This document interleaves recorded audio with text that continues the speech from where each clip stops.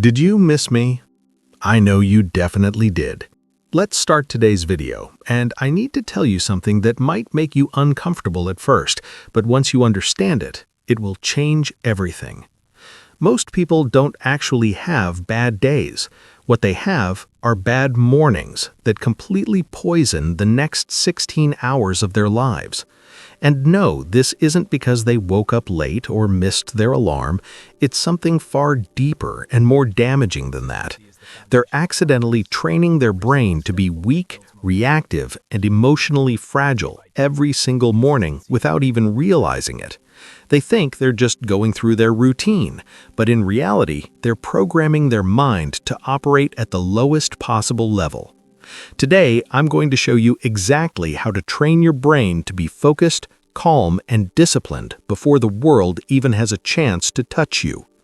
This isn't about motivation. This isn't about willpower.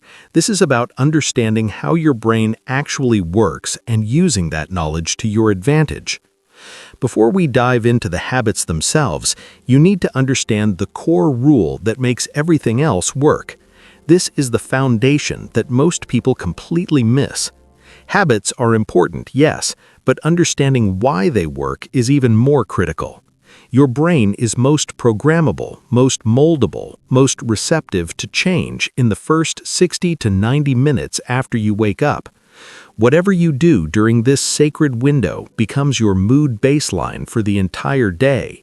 It determines your focus level, your self-control limit, your emotional resilience, and even how you respond to stress hours later. So when I talk about mornings, I'm not talking about productivity hacks or trying to squeeze more tasks into your schedule. I'm talking about brain programming. I'm talking about deliberately designing the operating system that your mind will run on for the next 16 hours. Most people hand that power away within the first 5 minutes of waking up, and then they wonder why they feel scattered, anxious, and overwhelmed all day long. The first habit that will completely transform your mornings is this: delay dopamine on purpose. Notice I said on purpose, not forever. This is crucial. Most people wake up and instantly start consuming. They grab their phone before their eyes are fully open. They check messages, scroll through reels, read the news, consume other people's content, other people's problems, other people's lives. And here's what's happening at a neurological level that you need to understand. This teaches your brain that pleasure comes before effort. It trains your nervous system to expect immediate gratification without having to work for it. That's why discipline feels so painful later in the day. That's why focusing on boring tasks feels almost impossible.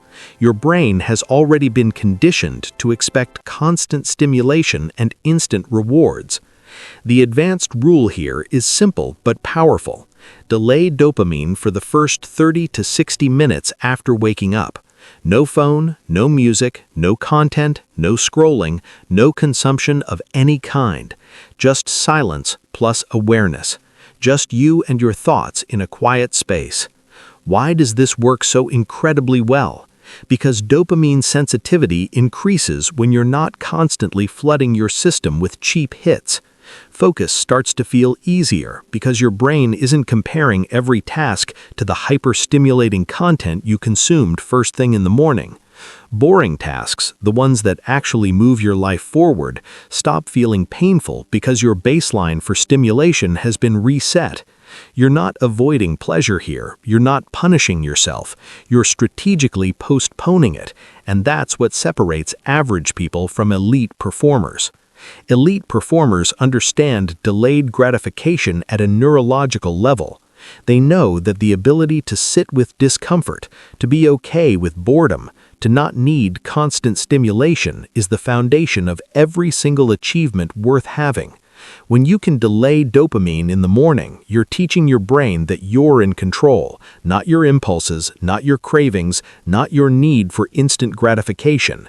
That lesson carries through everything you do for the rest of the day.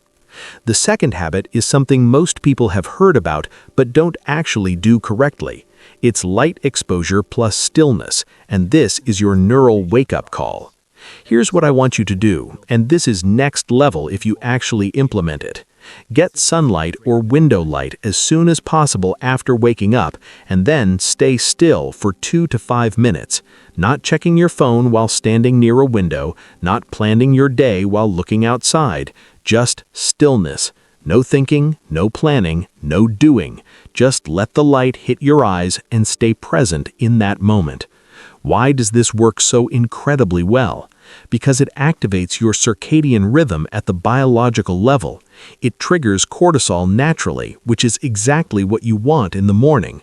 Cortisol gets a bad reputation, but morning cortisol is essential for energy, focus, and mental clarity.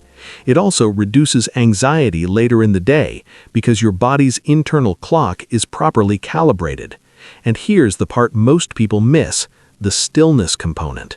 Stillness tells your nervous system that there is no emergency, there is no threat, there is nothing you need to react to right now. A calm nervous system equals sharp thinking, better decision-making, and emotional stability that lasts all day. The third habit is hydration plus breath, and this is an energy hack that works better than coffee. Water alone is good. Everyone tells you to drink water in the morning, and they're right. But here's the advanced version that actually creates a noticeable shift in your energy and mental state. Drink water and immediately take 5 slow, deep breaths. Inhale through your nose, and this is critical. Exhale longer than you inhale. Make your exhale twice as long as your inhale if you can. Why does this combination work so well? Because oxygen plus hydration wakes up your neurons at the cellular level. It slows your stress response, which means you start the day from a place of calm instead of urgency. It clears morning brain fog faster than anything else. Most people reach for coffee because they feel sluggish, but what they actually need is oxygen and water. You don't need caffeine to wake up. You need to oxygenate your blood and hydrate your cells. Do this every morning for a week, and you'll feel the difference so clearly that you'll never skip it again. The fourth habit is one intentional thought, and this is your identity lock-in for the day. This is powerful, and it's completely ignored by most people because it sounds too simple to work. But simplicity is often what makes something profound. Ask yourself one question every morning: who am I practicing being today? Not what are my goals, not what tasks do I need to complete, not how do I feel. Who am I practicing being? This is about identity, not achievement. Let me give you some examples. Someone who finishes what they start, someone who stays calm under pressure, someone who is disciplined even when they're tired, someone who speaks with confidence, someone who doesn't react emotionally to small problems. Your brain behaves according to identity, not motivation. Motivation is temporary and unreliable. Identity is consistent and powerful. When you anchor your day to an identity, you guide thousands of micro-decisions that happen automatically throughout the day. You don't have to think about each choice. Your identity makes the choice for you. This single thought in the morning becomes the lens through which you see every situation, every challenge, every opportunity that comes your way. The fifth habit is micro-movement before sitting, and this is absolutely non-negotiable if you want to feel capable and confident all day long. Before you start work, before you sit down to study, before you settle into any stationary position, move your body for 2 to 5 minutes. I'm not talking about exercise. I'm not talking about a full workout.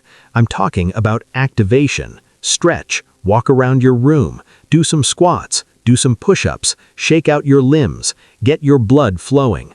Why does this work so well? Because it increases your dopamine baseline naturally without needing external stimulation.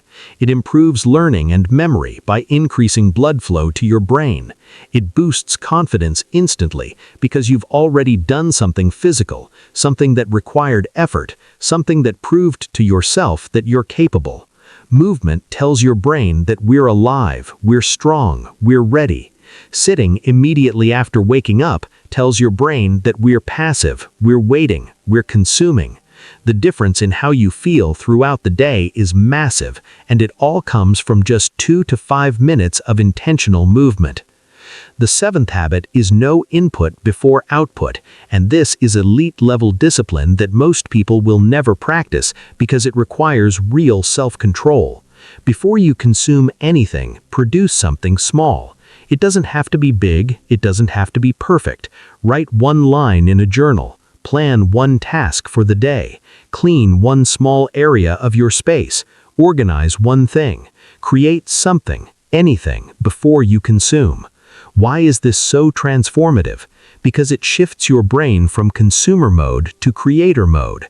It builds self-trust because you're proving to yourself that you can act without needing external input first. It makes procrastination weaker because you've already built momentum. People who create first feel powerful all day. People who consume first feel reactive, dependent, and controlled by external forces.